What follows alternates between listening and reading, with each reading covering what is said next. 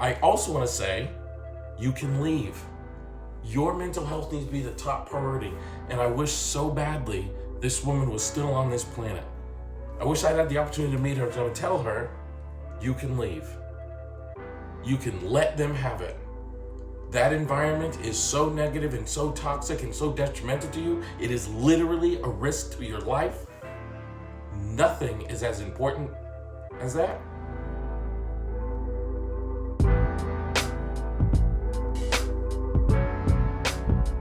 Welcome back to the Therapist React series. If you've never been here before, this is where we cover news stories and things happening in pop culture to highlight the psychological lessons that we all should be learning so that we could have better mental health. I recently saw a story about a woman named Dr. Antoinette Candia-Bailey, who goes by the name of Bonnie, who was the vice president of student affairs at Lincoln University. She was also an alum of Lincoln University and experienced workplace bullying to such a degree that she ultimately ended up losing her life to suicide. When I saw that story, it resonated deeply with me. It resonated personally with me.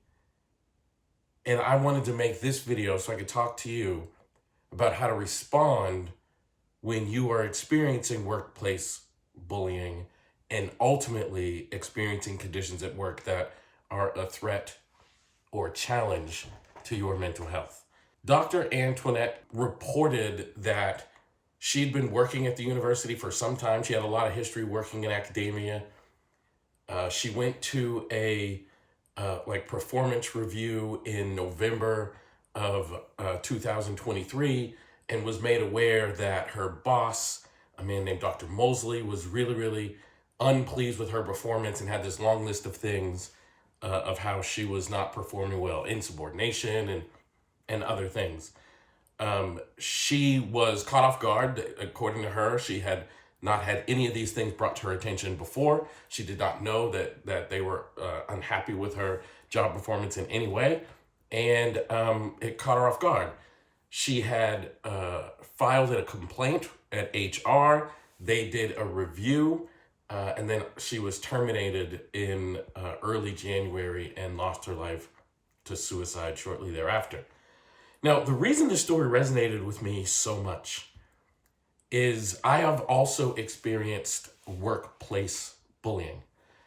Not necessarily in the actual job I had, because I don't really have a job in that sense. Like, I don't work for a university or an agency or anything like that. But I've had several experiences where there were people in my field, in the field in which I function, that were treating me so poorly, that were attacking me and discriminating against me and making accusations against me and about me. And I remember how hard it was, and I remember the toll. And I also remember having some of those dark thoughts about ending things. Like, I'm just gonna be honest and transparent. I remember having those thoughts because I felt so incredibly dehumanized and I felt so incredibly powerless.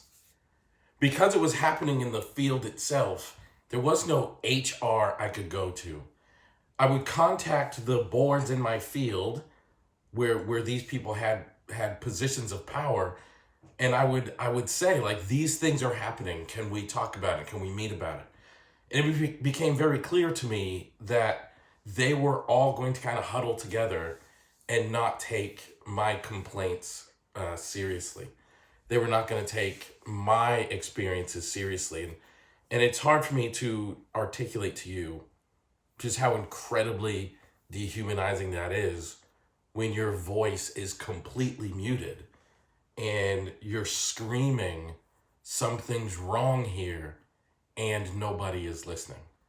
It was really awful. So when I saw this story, I couldn't help but think about that. And I want to talk to you about how to respond when you are experiencing bullying in the workplace or just negative experiences and a negative environment in your workplace. Your workplace is so incredibly important for a couple of reasons. First and foremost, many of us associate at least part of our identity to what we do for work. So, for example, I'm a psychotherapist. I'm very proud of being a psychotherapist. I'm very proud of the work I do in the mental health space. So if someone tried to just take that away from me, like all of a sudden, if I'm not a psychotherapist anymore, if I'm not an author anymore, and people remove those titles from me, I've worked very hard for them. And part of your identity is associated with those things. It would drastically impact my mental health. The other thing is we spend so much of our waking hours doing the things related to our occupation. And then lastly, most of the time, this is how we provide a living for ourselves and our families. So if you took that away, I don't know how I'm going to pay my bills. I don't know how I'm going to, provide for my family or for my, wife or husband or kids or grandkids or whatever the case may be. So it causes a tremendous amount of importance in these areas because it's so important to us for those reasons. So what do you do?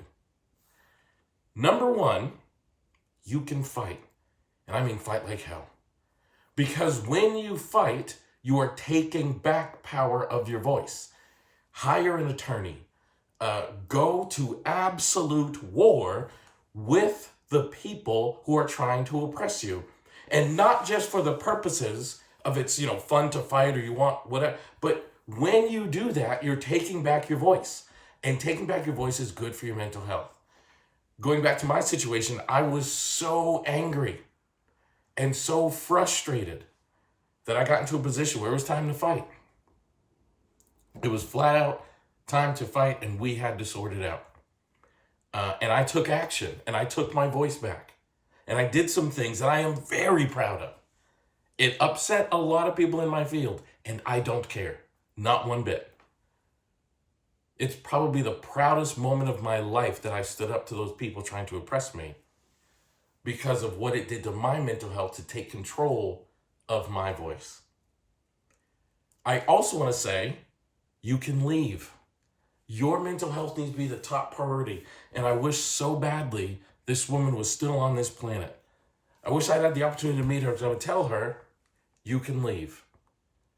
You can let them have it. That environment is so negative and so toxic and so detrimental to you. It is literally a risk to your life. Nothing is as important as that. You can leave. You can resign and go work at another university, go work at another school, go work independently. To be very honest with you, these kind of experiences are why I started my own business, because I didn't want to have to deal with this. I had in the early part of my career, I was working at an agency, and there was a woman who worked at one of my very, very first agencies. In fact, I think it was my first agency, who was very toxic. It was very clear that she viewed me as a threat. We were both hired as entry-level caseworkers at this agency where we both were starting our careers in Fort Worth, Texas. It was very obvious that we were often up for the same promotions. I made it very clear I didn't want any promotion that took me out of the clinical space. I wanted to keep working with people. It was very obvious that she wanted to ascend administratively. She wanted to become an executive. And every time a position would open up, she viewed me as a threat. And all of a sudden, I would start hearing rumors about myself. I would start hearing things that she was saying. I would start hearing her talk badly about me. And I would have to pull her aside and remind her, I don't want those positions. I just want to work with clients. I had to tell her that constantly. And it got so toxic, I ultimately left that environment, went and worked someplace else, and it was good for me. And then I ultimately realized I didn't want to deal with this in my career. I started my own company and been working at my own company ever since. So for your own mental health, you can leave and do something else. It is okay. So on one hand, I'm saying fight, push back against the oppressor, and give every ounce of yourself to that fight. Hire attorneys and go to HR and do all the things, because that is how we take our voice back. But you can also choose to not fight. And you can just say, you know what, my mental health is not worth this. I'm going to leave. I'm going to go work at another university, another agency, another company. I'm going to go start my own company, but I'm going to leave this toxic environment as soon as humanly possible. But both avenues give you opportunity to live. Think about this, guys. Like this woman's life was in peril simply because she was going to work every day.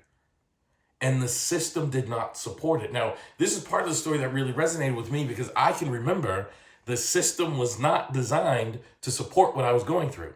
It was designed to protect the people in power. And that was hard. That was very, very hard. But now I'm in a much better position because I kind of did both. I left and went and started my own company.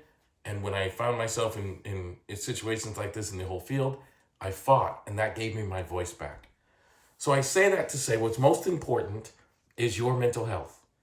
If you choose to fight, that is absolutely how you reclaim your voice. And if you choose to leave, that is okay too. That is not something to be ashamed of. That is not something to be bashful about. That is you recognizing I am worth being in a healthy environment. If this is not a healthy environment, I can leave it.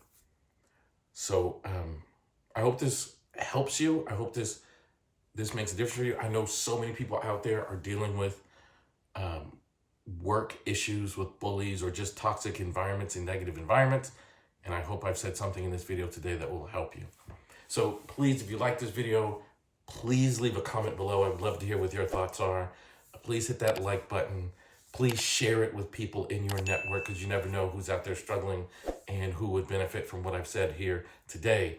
And also, please hit that subscribe button and then hit the bell so you get notified each and every time we release a video here on the Therapist React series. Thanks for watching. Love y'all.